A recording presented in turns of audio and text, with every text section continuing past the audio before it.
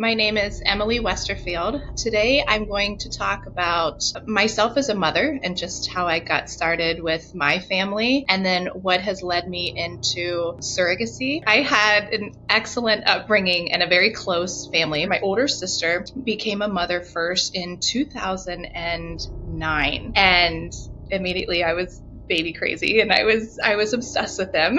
She had a little boy and I got the absolute pleasure of being able to babysit him. I've always had a nurturing heart and a want to take care of others. I started at a very young age taking a course at the hospital to learn CPR and like a babysitting training course so that I got to babysit as I was growing up and just, earn a little bit of money. But also it was super fun as I grew older to then start having nieces and nephews and be able to raise them and to watch them grow. The first child loss, unfortunately, was not with my husband. I actually got pregnant by someone else, and it was a one-night stand and not planned whatsoever. My first time being pregnant, I didn't really know what was going on or what the feelings were that I was feeling. And I kind of was like, oh, what am I going to do? I was scared. I was nervous. I knew the guy, but we weren't dating and we weren't close. But I ended up sharing with my parents, and they immediately said, get an abortion. Take care of it. You're not getting started with your life this way. You've got so much ahead of you. And I did not want to at all. So it even put more fear into me and more anxiety and just a whole new set of feelings where I didn't have the support of my parents or even like knowing what to do. I ended up telling the guy and letting him know that, hey, I'm pregnant. We scheduled an appointment with a clinic about an hour away. And so I drove down, my sister came with me to this clinic to go have an abortion. And on the drive down there, I start hemorrhaging and I start miscarrying. And I'm not a very religious person, but I can't help but think that some greater power was taking care of me that day because I did not want to go do that. So on the way down there, I start bleeding in the car. And I remember as soon as we get to the clinic, I go to sign in my name or register. They were asking me at the front desk, and I said, I don't need to be here. I was like, just take my name off your list. I went to the bathroom and I confirmed that I in fact was bleeding very heavily. Came back out to the car and told my sister, I said, I need to go to the hospital now and I don't want to go anywhere around here. I don't know anybody around here. Take me back to the hospital, which was again another hour drive back home. We got to the hospital then back home, and the doctors did confirm that it was a very early miscarriage between 6 and 7 weeks, and I ended up having to have a DNC, and I stayed in the hospital overnight, and that was unfortunately my very first experience with pregnancy. Being there with my sister, my mother did end up coming to the hospital as well, so I had people there to support me, but it was still just I was sad, I was scared, I was angry, still just at my mother and my parents for having to go through that process, and thankful. So I met my husband in 2010 and we got pregnant shortly thereafter, and it was a successful pregnancy. No complications, no issues. I did have some migraine headaches throughout the pregnancy, but nothing worse than that. It was a wonderful delivery. I actually got to deliver her myself, and it was a really great experience. And so it took us a little bit of time together to get the hang of parenting and really just start this new life and this new transition together of now we're mom and dad, we have a human being to take care of, and figure out life this way and start to grow as partners being parents and together in our marriage, and as we start to raise our family and see what that looks like for us. So things went well. We knew that we wanted to have more children, both of us together. I always wanted to have a brood of children. I wanted to have 6 children if I could. My husband, not so much, but he did want to have more children. So we then got pregnant again after my daughter, and we went to the first appointment, that very first early ultrasound, and they couldn't find a heartbeat. I felt more comforted this time. I felt like I had somebody there to go through this with me, to cry with, to be angry with, to ask questions and understand with. So there's there's really no feeling in it, an indescribable feeling when you're laying there and you're just full of hope and full of excitement, and our little girl's about to become a big sister and we're going to be parents again. Like, we're pros at this point, right? We've had a kid, we're going to do it again. And then for them to tell you during that scan they can't find a heartbeat, and unfortunately this baby's not going to make it. And I think it was harder too because I hadn't miscarried yet. So knowing then at this point, now I have to go through another miscarriage. Like, eventually I'm going to start bleeding. Eventually I'm going to expel this tissue and the fetus that's inside me. And I have to prepare myself for that mentally and physically and emotionally. And my husband doesn't understand it. You know, he wasn't with me the first time. I had been through this before, but it kind of happened spontaneously before, and I was in the moment when it happened. This time it hasn't happened yet, and I know it's going to happen, and now I have to prepare myself for, like, how does anybody prepare themselves to miscarry, like to lose a child? I remember my husband and I sitting on the living room floor, just in front of the couch. We weren't even sitting on the couch when we came home. We literally just dropped everything and sat and cried together and held each other, and we didn't say anything. You know, I don't even know if there were words to say to each other at that time, but we were both hurting. We were both in pain. We were both going through the same loss. And he, God love him, was just also concerned about me and worried for me and what my body was about to go through and what's next. Again, just that fear of the unknown. It's a feeling of disappointment, a feeling of anger. Again, this time around there was no feeling of relief. It was just pure sadness and grief.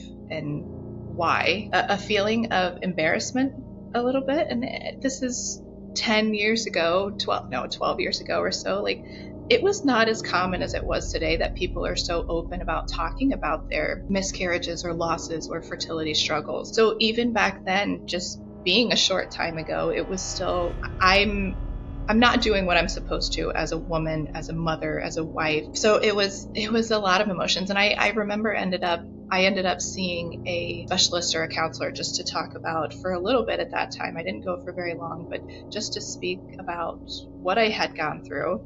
And now I feel like I'm in this pattern. Like, I had a miscarriage, I had a baby, I had a miscarriage. Like, what's next for me when I get pregnant again? And so I did end up getting pregnant again, and we had our son. So thankfully it was a full-term, uncomplicated pregnancy, which was great. And right after, got pregnant again, and then I think it was total fear.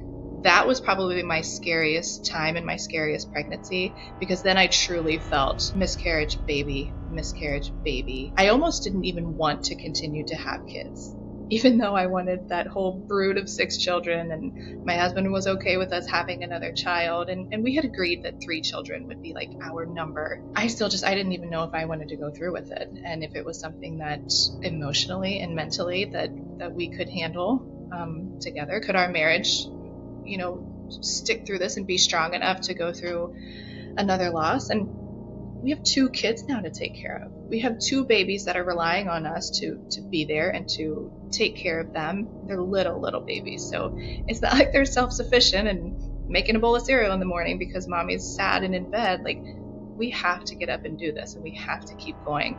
And I think that through those losses, that's always been my voice in the back of my mind telling me to just keep going. I had my 3rd child then in 2014. So our family, our oldest is a girl, and then we have 2 boys that were born just within a year of each other. So they were very close together. That 3rd pregnancy was great, and I did not have any additional issues. Even the migraines that I had essentially with my daughter in her pregnancy all seemed to subside by the time I had those subsequent pregnancies. With the losses that we had, and myself, one prior and then one with my husband, I really felt like I knew there were more people out there who struggled with loss, who struggled with infertility, and not ever were able to carry a baby. Sometimes people would get pregnant and they would continue to have loss, and they weren't able to sustain that pregnancy. Some people were able to have a child, and then secondary infertility, they weren't able to have any children after that. So I knew there was other people out there, and I felt if I was able to, I really wanted to be able to help other people. So I feel that now that I've had a couple good pregnancies under my belt and I broke that pattern, maybe this is my time to be able to help someone else if I'm able to. But I really felt at that time I was very uneducated on surrogacy. I didn't know any of the process. And I thought, honestly, I would be disqualified because I had previous miscarriages. I didn't think I could be someone that someone else could rely on. I was struggling with being able to be reliable for my husband to have children. And I thought maybe that was going to be an issue as I decided to move forward with the surrogacy process. Getting started with surrogacy for me was, number one, educating myself on the process to really just understand what this all entailed and if I would be able to qualify. Once I got to the point of having a better understanding of the process and really feeling like this is something I can do, it's time to put myself out there. It's time to share, my story, my profile, all about me, and in hopes that someone would choose me too. I'm giving this gift to somebody else, but it's just as much a gift to me that we get to have this amazing bond and relationship together and be able to bring this child into a world where they get to become parents where they couldn't otherwise. So getting started and hearing so many different stories of parents who are looking for a surrogate, or they're trying to find a way to have, whether it be their first child or their second or third, whatever the case may be, almost every single one of them is heartbreaking. And I say almost just because there's couples out there who they know that their only choice to have a baby would be adoption or surrogacy. When we talk about same-sex couples or we look at the LGBTQ community, some of them only have adoption or surrogacy as their option. So they come more to the table with hope and excitement to get started, where a lot of other couples come with heartbreak and years of infertility and trust issues maybe and jealousy. So it's devastating to hear what they have been through. But I truly feel like a little bit of my experience with the losses that I have had, I can relate on some level. I never want to put myself in the same boat as someone who was never able to carry, obviously, or someone who went through struggles with infertility, because I was able to have a child and children and be able to help others. But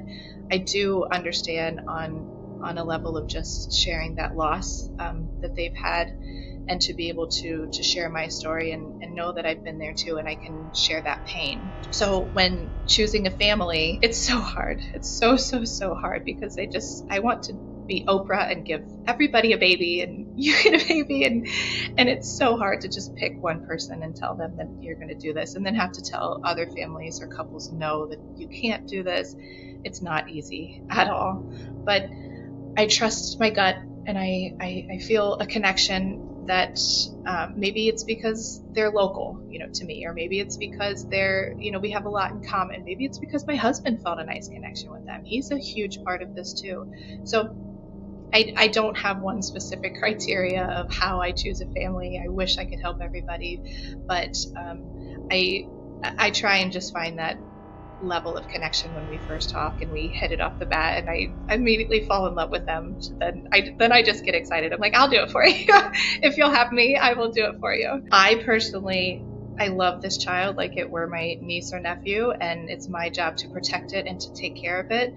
But my job is to take care of this baby and give it to the parents. That's what a surrogate does. And there's a lot of psychological evaluation that goes involved in the process, and getting started and going through this, logistically, it's a complete different process. I didn't naturally get pregnant, and my husband and I are going to the doctor's office and we're excited to see the baby and listen to the heartbeat. There's a business process in the beginning of a surrogacy journey. There's so many logistics to have to go through with attorneys and physicians and medical screening and psychological background checks, all of these things that have to be in place before you get to the medical embryo transfer part of trying to get pregnant. And then when I go to appointments, it's with the intended parents. My husband doesn't come with me. I think he's come to maybe a handful of appointments through all of the babies that I've had for surrogacy. It's just so different. I FaceTime with the parents if they can't be there in person, so they can hear the heartbeat and they can talk to the doctor and ask questions. And that bond is between now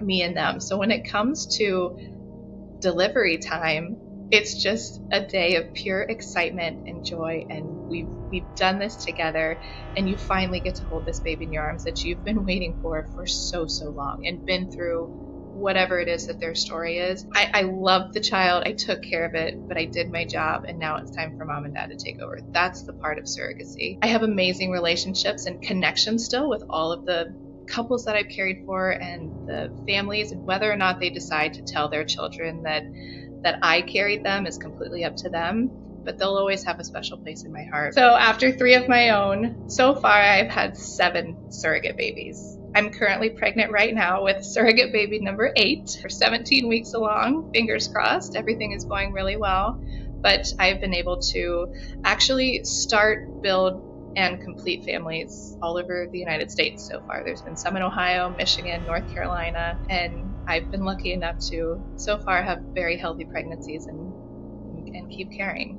When you reach 18 weeks in the surrogacy process, that's when you start the parentage orders and the birthing rights paperwork.